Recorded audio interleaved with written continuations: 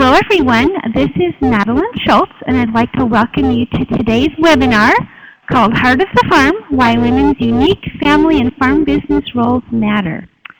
This webinar is third in a three-part series on women in agriculture. The first two webinars covered women's leadership roles and what the Census of Ag tells us about women in agriculture. So we're very excited that you can join us today for this webinar on women's roles in the farm family. We have with us today some very special guest speakers, and we're really excited to have them all with us here. And the first one is Angie Carter from Iowa State University. She is a PhD student nearing the end of her degree. And she has been working on some research, studying women landowners. So we'll hear a little bit more about that from Angie today.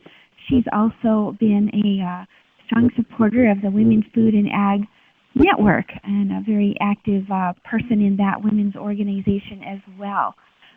Then we have Jenny Barker-Devine, and she is an associate professor of history at Illinois College.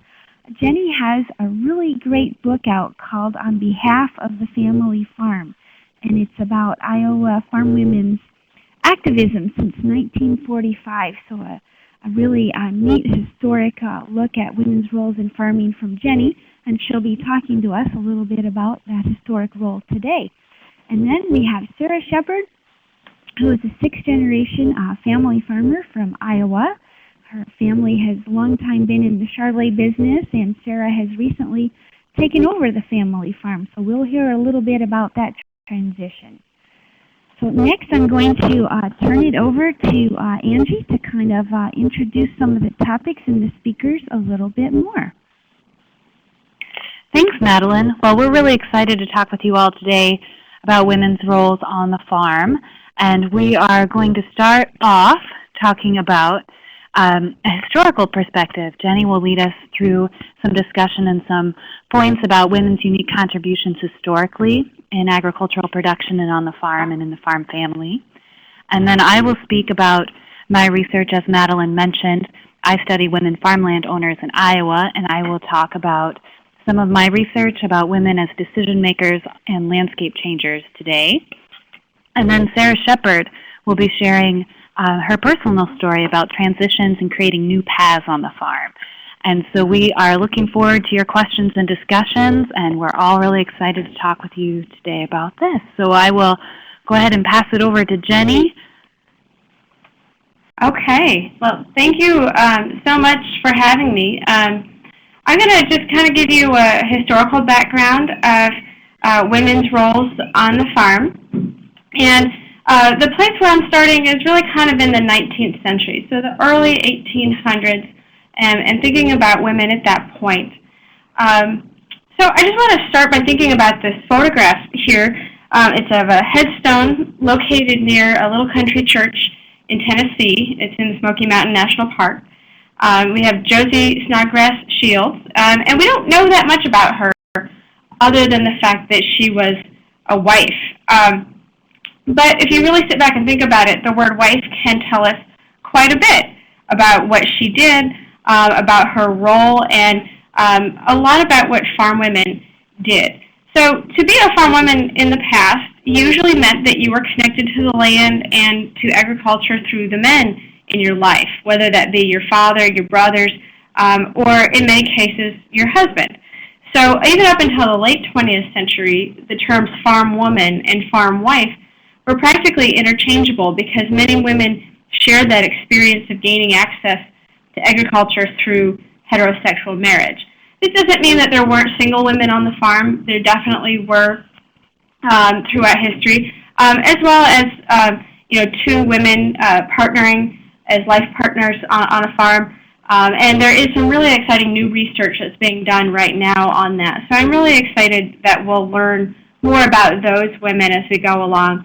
But for the majority, we do see women identifying as wives. And as farm women, they performed work that was absolutely vital to the success of the farm. That included child rearing or If you read a little bit more deeply into that, that's providing a labor force for the farm. They would feed the family through raising large gardens, preserving the produce that they created, making sure their family had enough water, managing clothing and laundry, which was an immensely difficult process up until about the 1950s. Running poultry and dairy operations, which I'll talk a little bit more about in a second. Women were also vital to community building. They usually provided leadership at local churches. They would work through community organizations. And being a good neighbor was just more than saying hello. A lot of times they had to provide support for one another during major life events like birth, marriage, and death. Women could often work as midwives with both the birth and the death process. So women's work definitely varied. This is just a very, very broad overview. Their family needs would be unique. Geography would affect what women would do. Race and ethnicity would affect their work roles. So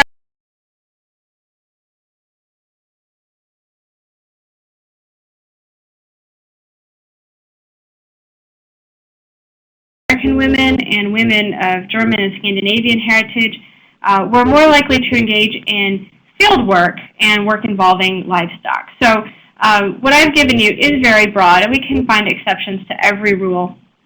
But by and large, those are some of the major trends that we see in the past. Now, I don't want to get caught up in definitions of farm women's labor as helping, because that's how they often described what they did, that they helped on the farm, or they simply provided support. But looking back, we can say with absolute certainty that women's work was essential to the success of the farm, and it had a tremendous economic impact on the entire family. For example, in 1938, the Farm Security Administration found that women's poultry and dairy operations provided approximately half of the family's cash income. So for Depression-era families, women's earnings made it possible for them to simply stay on the farm when commodity prices barely paid the property taxes, let alone provided a living. And this study did not include other entrepreneurial ventures such as selling baked goods, crafts, homemade garments, and textiles.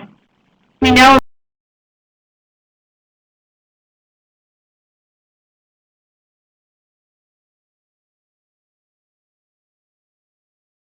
work for wages, all of which provided that vital money for clothing, shoes, school books, and in many cases, they could set aside some of this cash for additional land, additional equipment, and so they were really supporting the farming enterprise in that way. And I see there was a comment that there are lots of family stories of grandma collecting eggs. I think that's a really common story. My own grandma supported her high school education by doing that, and killed her sister's cat in the process because it kept eating the chickens. That's an old family story. But there are some problems. Even as their earnings made women vital contributors to the farm, they were not always recognized as vital contributors. So they didn't enjoy the same level of access to land and resources as men. During the 1840s, New York State became the first state that allowed married women to own their own property, make wills, and sue in court. As late as 1887, still 1/3 of the states provided no protection for married women's property.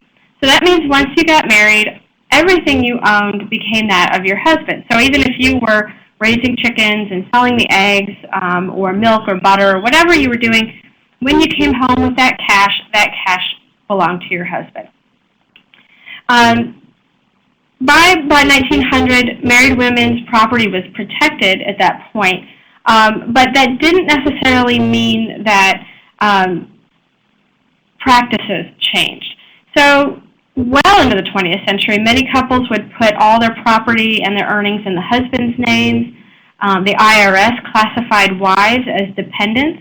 So even until relatively recently, it was extremely difficult for women to claim any ownership of the land or the farm in the event of death or divorce. And we can see that women as dependents was reinforced in other places, that women would encounter institutional sexism pretty regularly. For example, from its beginning in the 1910s until quite recently, extension programs reinforced gendered expectations by creating programs for women that focused on their roles as wives and mothers. Again, I'm sure there might be some good family stories out there about early extension meetings. And so those would focus on nutrition, cooking, clothing, gardening, and things like that. But I don't want to totally condemn extension for this, because we know that they created programming based on the needs and demands of their constituents. So these were the types of programs that women really demanded and asked for, because they wanted to be able to do their jobs the best that they could. So women also played a role in reinforcing their own standards of behavior, and I think that's important to remember. All right. Where we see a lot of major changes unfolding in farm women's roles and how they perceive those roles really started happening in the 1960s and the 1970s. That's when agriculture becomes a lot more capital intensive, when the Secretary of Agriculture is asking farm families to get big or get out. There's also some other things going on after 1945. There's a real shift in farm women's lives because those poultry and dairy operations are going by the wayside. Those two are getting bigger and beyond what one woman can manage on her own farm.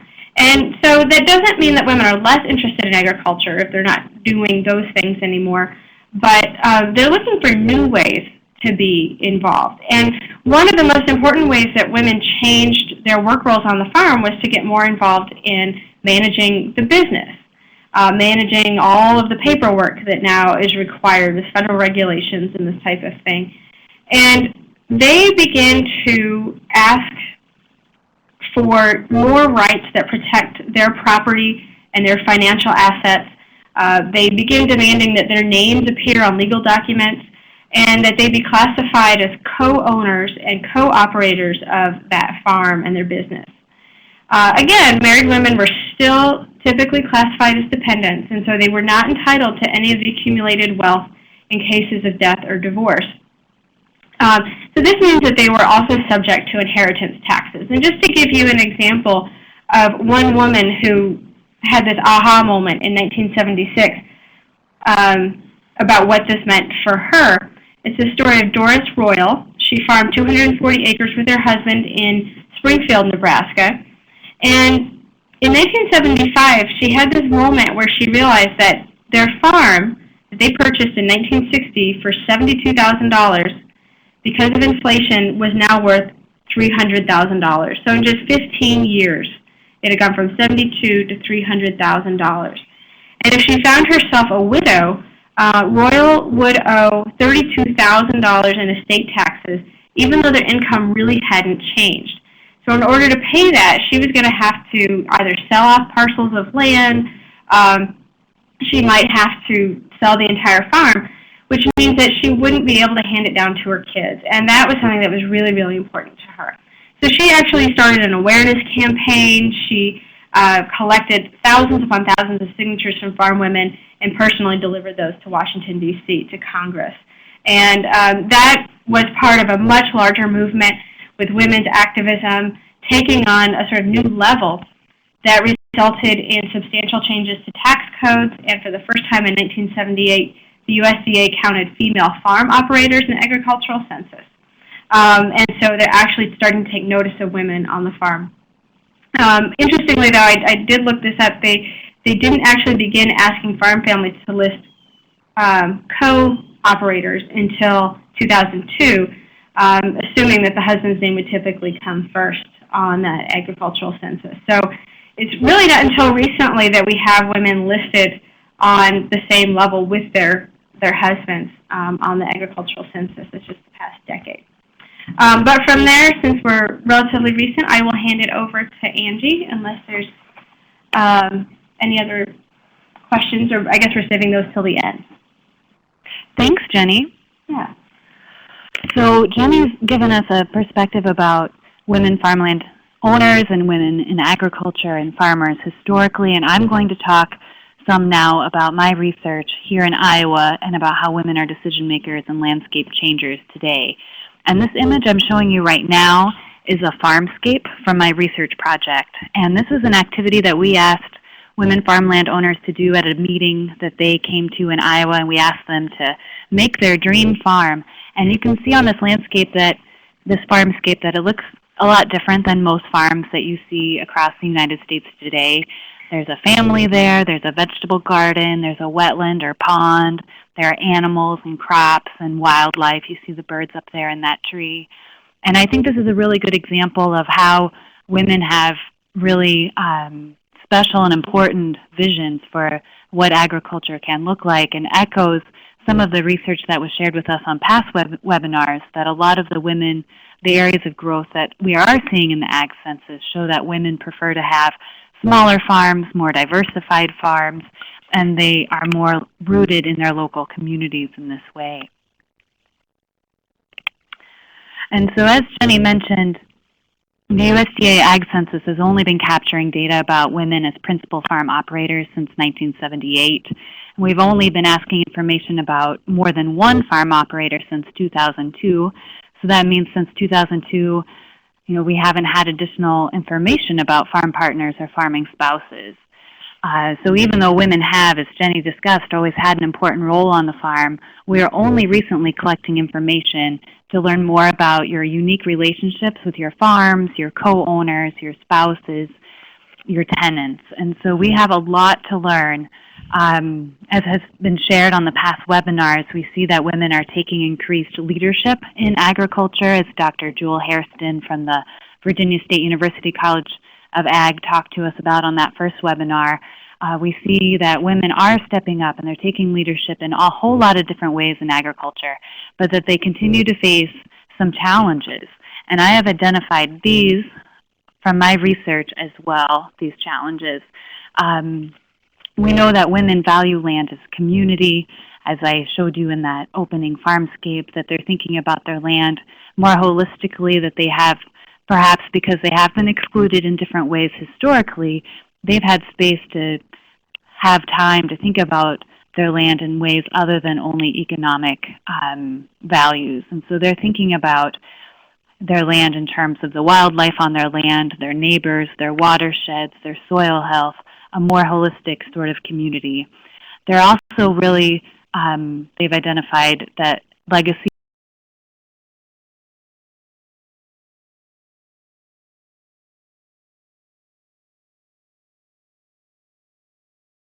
about past owners of this land, and they feel connected to the legacy of the land, and how that land is transitioned to future owners is also a concern to them, whether it is people in their own family or other people in the community, but they really value legacy and are concerned about that in relation to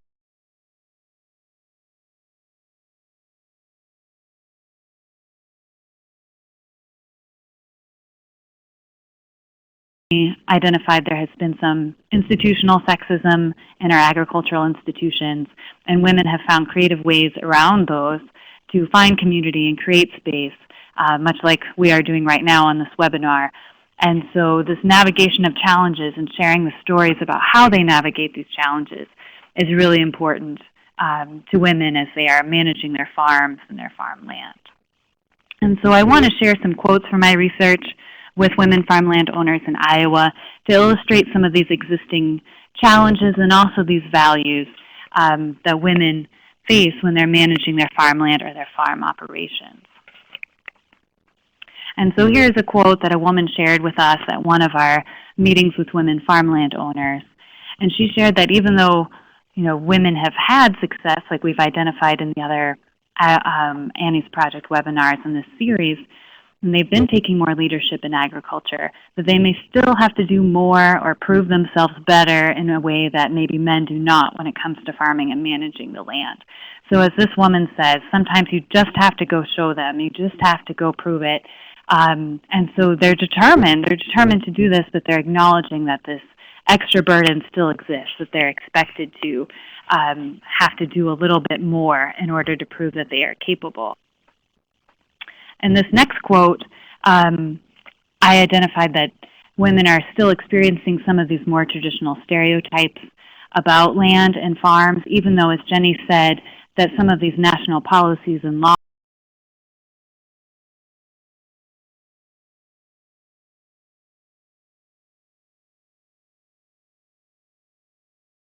where people are making decisions about agricultural management or agricultural production or marketing crops. And it's not that men may purposely exclude them. Most often it's just how things have always been, and things are very slow to change, as we know. Looking at those pictures that Jenny showed us, we recognize stories in them, and then we probably can also identify some ways that we're continuing to see some of this institutionalized sexism even today. And so it is a slow process. And this next quote, one of the women landowners was talking about how she and her sisters co-own her farmland, which we know is very common, and they rent their farmland out to one of their nephews.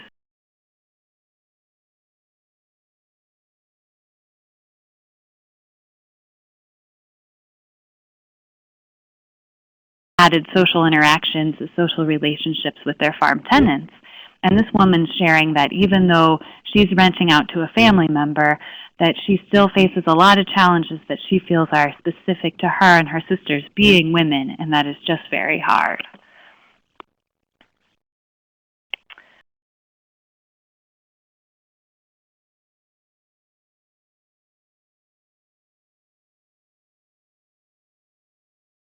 Knowledge across different boundaries. Farming is a very isolating endeavor, as fun and as exciting as it might be. I'm sure many of you understand that, or you experience that yourselves. And so finding and creating space where women can share information like this and can create community even beyond just their local neighborhoods and communities is so important.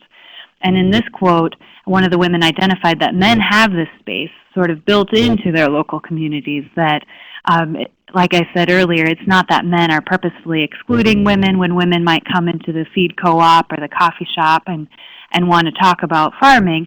It's just sort of the way things have always been maybe in some of these spaces. But more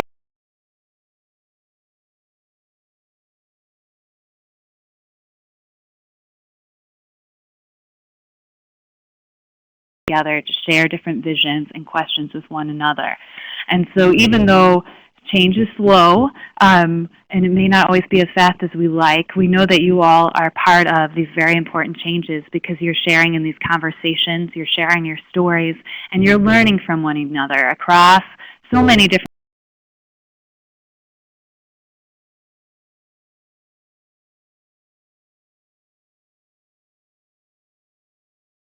I would like to pass this on to Sara to share some of her personal story about her transformation with her family's farmland. Thank you, Angie. I appreciate that.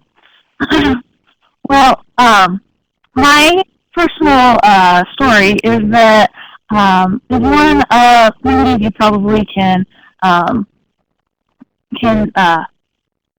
understand. I started out as a typical family farm member. I am, as Madeline introduced me, I'm a sixth generation farmer. I grew up on a family farm near Stewart, Iowa, and we raised corn, soybeans. I was involved in 4-H and FFA. We had purebred Charolais cattle. We had commercial cattle herd and then a purebred Charolais cattle. And the farming operation, it was a team approach. My mom and dad worked together. My mom had an outside business, but they worked together on the farm. It was they made it work together. My grandfather before him helped, and my grandmother helped with us on my mom's side of the family. Her parents farmed, so it was a very traditional farming family that I'm sure many of you can relate to. Once I went off to college, I lived in the non-ag world for about 15 years. I loved agriculture and growing up, but it just wasn't a fit for me for many different reasons uh, as I got into my professional world. I worked in the nonprofit management, managing Chamber of Commerce and Economic Development associations, and then moving into marketing strategy, and was doing national.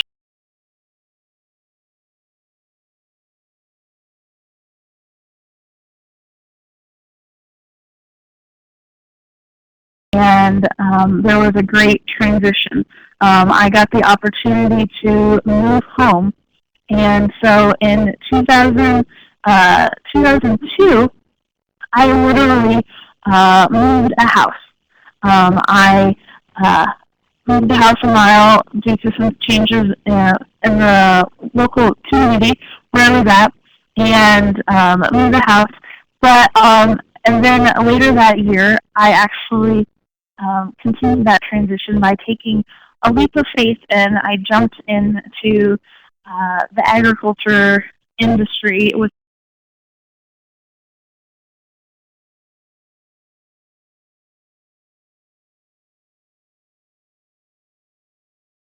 selling all of his cattle. And I got my start by buying four head of cattle from his sale, and started my own herd. Through Amy's project, I got the opportunity to sit down with him and do what I call, we had farming lessons.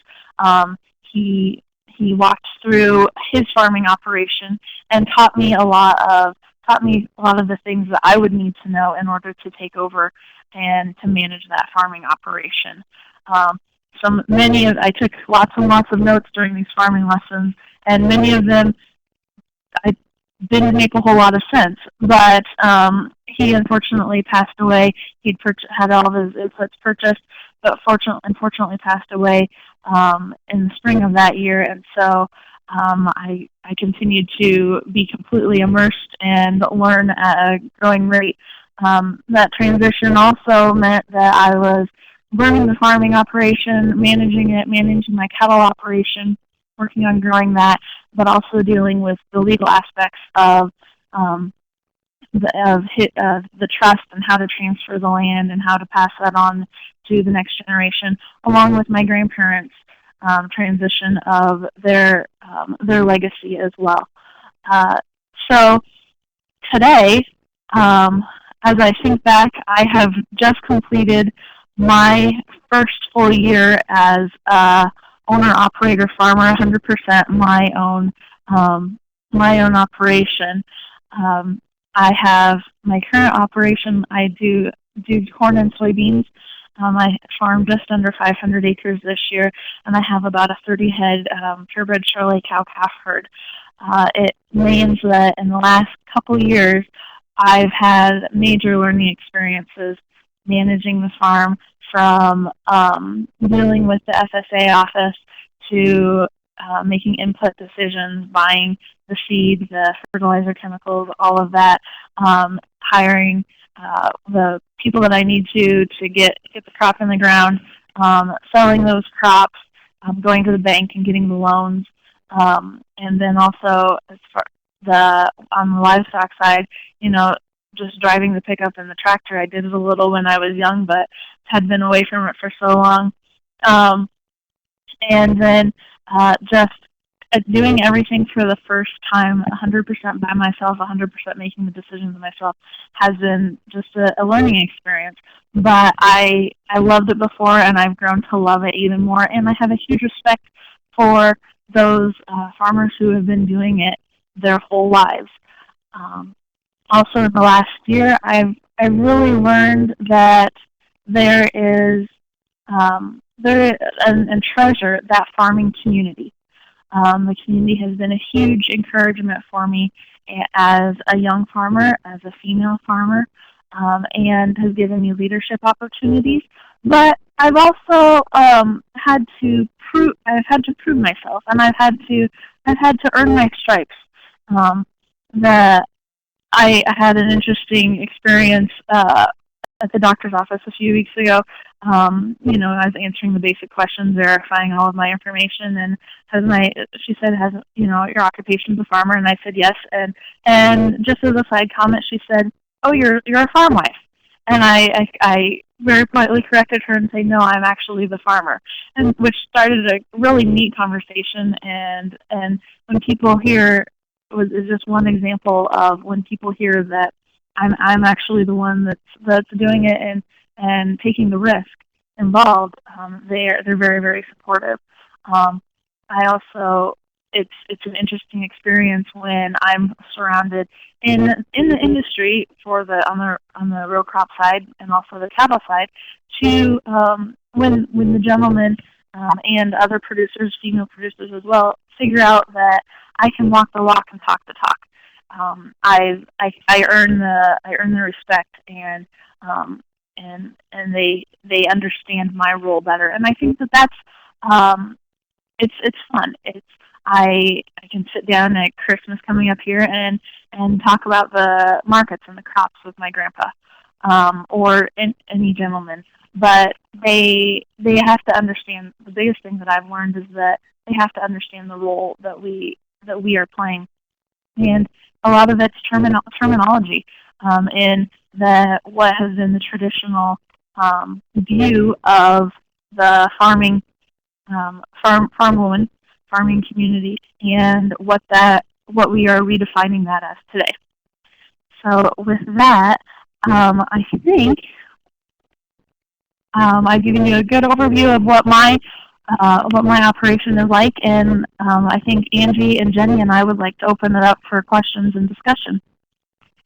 Thanks, Sarah. Thank you so much. That's wonderful. And I think Angie is going to lead us a little bit in the questions here, but first I would just like to thank all of our speakers for this very meaningful, very insightful presentation. We've been transformed from the 1945s and the women's historic roles to taking a look at changing roles of landowners and women in agriculture today, and then hearing Sarah's story about how this is really impacting women today. It's just all been very, very insightful, so we really thank you for that. I do want to make a couple of reminders here. If you haven't had a chance to put your email into the chat box, please do that, and we will send you a survey so you can share ideas for future webinars with us. You can also type your questions into the chat box, and we will answer those. So with that, I'll turn it back to you, Angie, for a little bit of question and answer with all three of our speakers now. Thank you, Madeline. So as we were putting together this webinar, we were thinking a lot about the progress we've made and then also the challenges that we still have, and how do we continue to move on and transform agriculture to be a more inclusive and welcoming space for women. And we have these questions here we wanted to throw out to you. We obviously want to hear your questions too, and have some time now for us to have discussion with all of the speakers. But are there any thoughts, thinking about how do we address and dismantle the challenges that sexism in agriculture continues to pose? Sarah spoke a little bit to some of the challenges, just having to earn her stripes and prove herself in her local community, and how it can open up opportunities for new discussions, which I think is a really powerful moment that she shared with her, the exchange in the doctor's office. I don't know, Sarah, if you have ideas about ways that we can use those more in our local communities, opportunities to create more points of education, maybe, as people realize that women are farmers and are decision makers. I think that you hit the nail on the head when you said to me at least, it's an education process. I don't think that the sexism is intentional in most cases, but I just don't think that we have preconceived notions and ideas, and some of those, unfortunately, is that the women are the support role and the farm wife, and don't take as active as a role as, or it just, it's different in every family as well, what role that female plays. And so it's just, I think it's an education process to our friends, our family, our neighbors on how what we are doing and how important we are to the farm. Yes, Jenny, do you have any points from your research that you've been doing, talking to women who have been involved in different community efforts and different changes in their community about how they've transformed this? You know, one thing I think a lot about is how I think the women themselves kind of need to think about their own experiences and how they can use those to help others. And also, you know, we've mentioned several times in this webinar that, you know, it's not that there's an aggressive movement to keep women out. There's just this understanding that this is how it's always been. And so I think we can all do a little bit better job of questioning that. I know at one point we had talked about, in 2013, I went to the Conference for Women's Sustainable Agriculture in Des Moines and attended a really excellent session on farm women and childcare. And honestly, in all of my research, I've really only ever seen one or two articles that address this truthfully. One was from the 1950s, and that is, what do you do with your kids when you have to go out and work in the field? You know, when we were talking about they'd throw them in the back of station wagons, they would leave them napping, you know, sort of things that, honestly, is that what you want to do? So I think there can be, you know, more discussions about women thinking about services that might help them, even just on a daily basis. Things like childcare, you know, more support, creating community spaces, and how can they do that? Mm-hmm. Thank you. And I see we're getting some questions here in the chat box. Jennifer asked, in general, how do women manage their land differently, more sustainably? And in my dissertation research, I don't know that it would be accurate to say that women manage their land more sustainably because they are women, or that they manage their land differently because they are women. But I think that because women have faced some of these challenges and some of these barriers historically and then even still today, that maybe because they've been excluded from some of these spaces that prioritize profit over all else, maybe some of these spaces do, that women have had opportunities to try new things and maybe explore different types of agriculture and do things that maybe in their local communities wouldn't be seen as traditionally masculine, right? So we may not see men trying to raise goats to make cheese, for example. So that's maybe one analysis of that census data, that women are doing more diversified agriculture and smaller agriculture. And it may be because not just that women are naturally inclined for some reason to do that type of agriculture, but that because they've been excluded from the more mainstream ag spaces, they've developed an alternative space that has been serving them really well. And so I think, to Jenny's point, thinking about how women can develop community to provide things like family care and child leave and these sorts of things that maybe a smaller scale has been more appropriate for the lifestyles that some women have chosen too. I'm also seeing a question here from Jenny from Rutgers Co-op. She says that women need to be better at self-advocacy, and sometimes that means we need to announce it widely and do some more bragging for one another. Do you have any comments on that, either Jenny or Sara? You know, one thing. Sorry, go ahead, Jenny. Well, there's one thing that came to mind when I saw that was, you know, the importance of, you know, really sharing those stories. And farm women, one thing I didn't mention is that they have this really rich tradition of writing, you know, going back to the 19th century and even before. And so writing and publishing have been things that farm women have done for a very long time and continue to do. So it's hard to get together when you're out in a rural area. You know, the weather can play a role in that. It can be hard to, you know, get the gas to put in the car to go places. But, you know, with the internet, there's so much that we can do, so many forums we can have, blogs. I've seen women come together on Facebook. I think the real challenge then comes when you think about your readership, you know, who's reading this and who's participating. And so trying to get those women's perspectives out into a much, much broader audience would be something to really think about.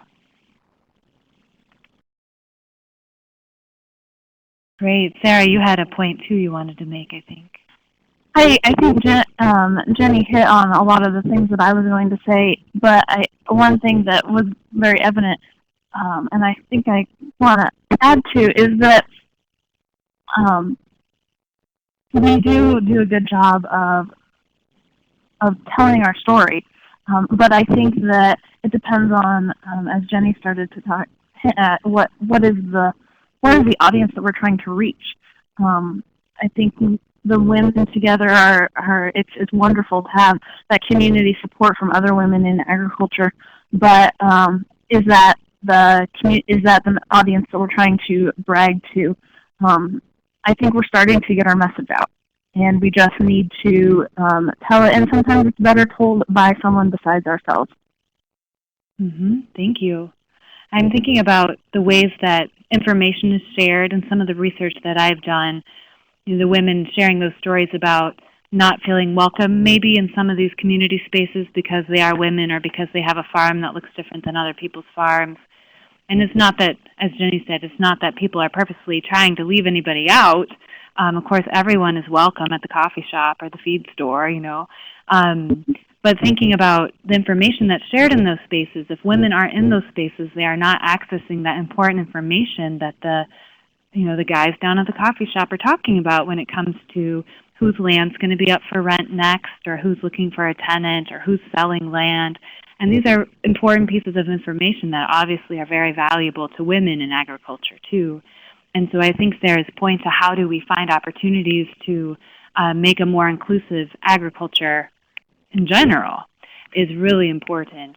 In some of the earlier webinars, the first one about women in leadership, they were speaking some to those points too.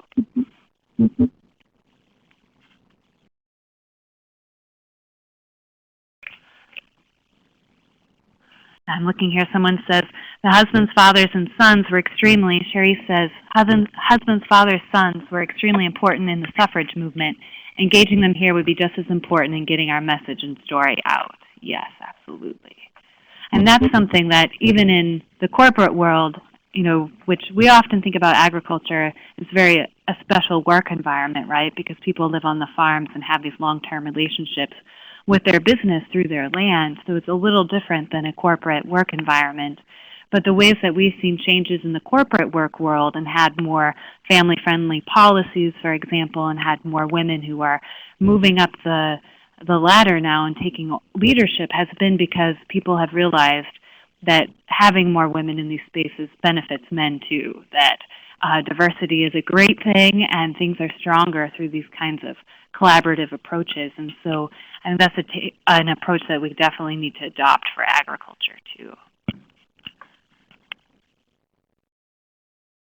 Yeah, absolutely. I mean, you think about, I talked earlier about family circumstances really changing what women do. And, often if you had, this would be maybe 150 years ago or 100 years ago, but if you had a family that had all daughters, they were sort of the point of pity for the community because, well, who was going to do the work on their farm and who was going to take over when it was done, or when the parents had to retire or they passed on. And to some extent, I think that's still a little bit present, and trying to get families to think a little bit differently about the roles that daughters can play. And Sara, you can speak to that personally. Oh yes, and as you were saying that, I was thinking to myself about a conversation that I had with a conversation and a little bit of an argument that I had with my dad when we had several conversations when I was thinking about coming back, and I confessed to him or shared my feelings with him that when I graduated from college, I didn't feel that I could move back to the family farm. I have a younger brother, and I felt that if one of us was going to move back to the farm and carry on that legacy, that it was most likely going to be him. He chose not to as well, but it took me 15 years to realize that opportunity was mine if I wanted it. And then there was the challenge to, well, how does that look? How can we make that transition happen? So yeah, I completely agree. It is a different conversation and a different story if it's a female or in some respects a male coming back. Mm-hmm.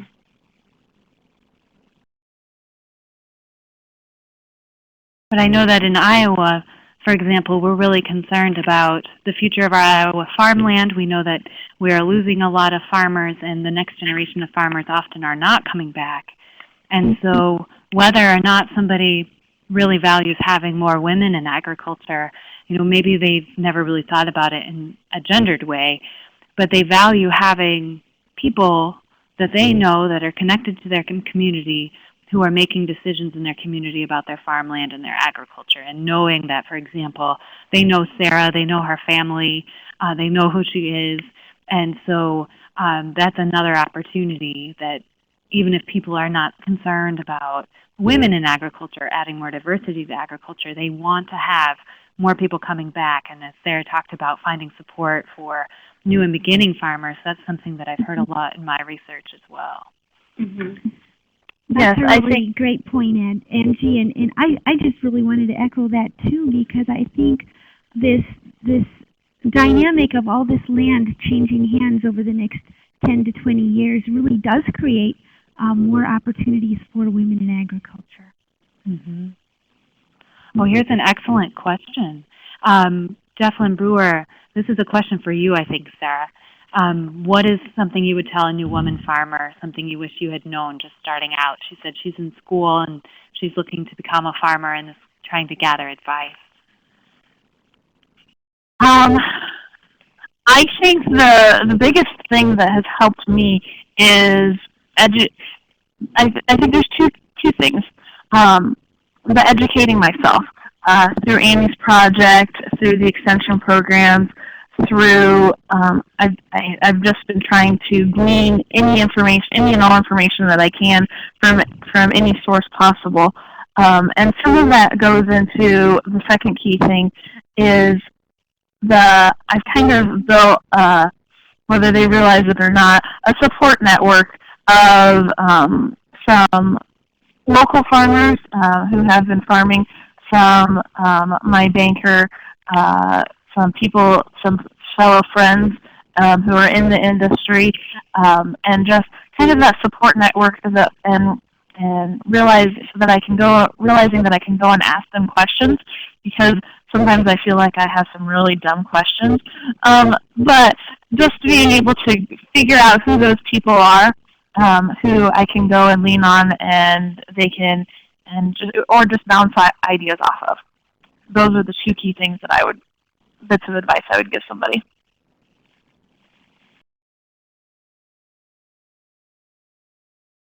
And then there's another question here, Sara, for you, asking about are there things you wish you had paid more attention to maybe when you were growing up, looking back now from your farm lessons with your dad, maybe even more recently? Ironically, there are things, I think, growing up in the agriculture community and growing up surrounded by ag, I think there are a lot of things that I took for granted. I have had several what I call light bulb moments, and some of them have been wonderful, and some of them have been hit me over the side of the head. I'm surprised I didn't realize this before, where I realized that there were things that we always did, and they were just a part of our everyday lives, a part of our routine, every day, weekly, monthly, just a part of the routine. But I didn't understand what significance they had to the success of our farm. Or, and I'll use the example of working cattle to lean cattle. We always did, there were certain things, but I didn't realize all those details until I did it for myself. And so I think that I've connected a lot of dots and had a lot of light bulb moments. So those are the things that I wish that I happened again and again and again, because I feel like I've missed some of those. sounds like, Sarah, that when you find time, I don't know when you will, that maybe you need to write a book. Yeah. I've thought about doing some writing. Yes. Yeah. Mm-hmm. That's an interesting point that as you know, kids growing up on a farm, we just do things because our parents asked us to help with it or whatever, but we don't always understand the why or how important it is to the financial outcome of that farm business. Exactly. But it's kind of good because when you're kids, I mean, that's supposed to be a time of happy bliss, right? So Yes, that's exactly right. Yes. Not all bad. Well, Jenny, Beth go ahead. Sorry, Madeline. Go right ahead, Angie. Thank you. I was just going to ask you, Jenny. Beth had asked us along the same line if there were any themes that we have heard from women farmers who we've interviewed and done research with about things that they wish they had learned from the older generation. Oh, sure. Well, that really builds off what Sarah was talking about some of the things that they did growing up that they just didn't think about at the time. And a lot of that relates to older methods for food preservation, for example. So canning, drying, different cooking recipes, how to knit.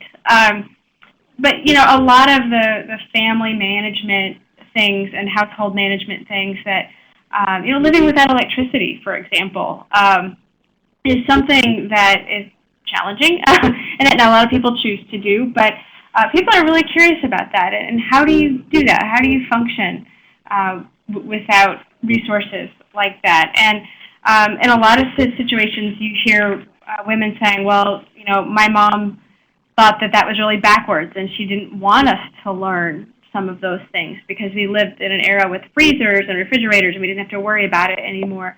But they really feel like they missed out on a lot of those old skills that would be useful now. Even farming with horses is another one that I've heard from one woman. Those are great examples. We have an excellent question here that might help us kind of reach a place of closure in our discussion. There are so many good questions here, but we have, what do each of us see as the future for women in agriculture? What can our history teach us? That's an excellent question. I can go ahead. Okay. I think that it's actually very optimistic. I'm really excited to see how women continue to transform agriculture because agriculture is different from a lot of industries and corporations and businesses and schools that systematically excluded women. Women have really never been excluded. They've always been there. And for agriculture, it's really just about women finding their voice and continuing to strive to overcome those barriers. But certainly, we don't have any records of the first female farmer in the way that you would the first female doctor or lawyer or something like that, because women have always been there. So I think, they have a really strong historical foundation to build from.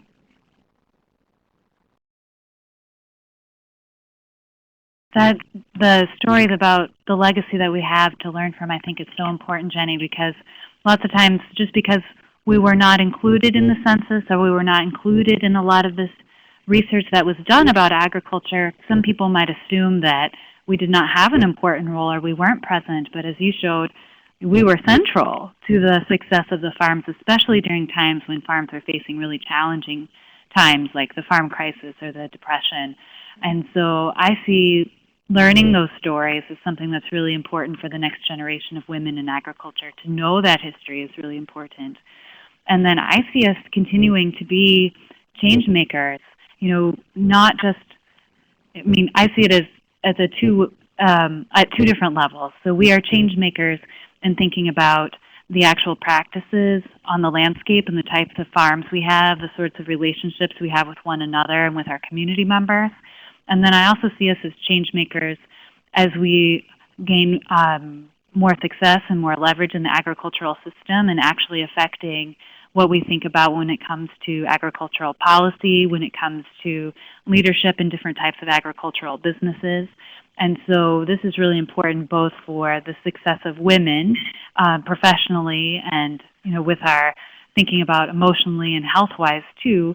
It's also very important for the continued success of the landscape and thinking about water quality and soil health and having a more holistic sense of what it takes to have a healthy community. And so I see us continuing to move forward as people are doing now.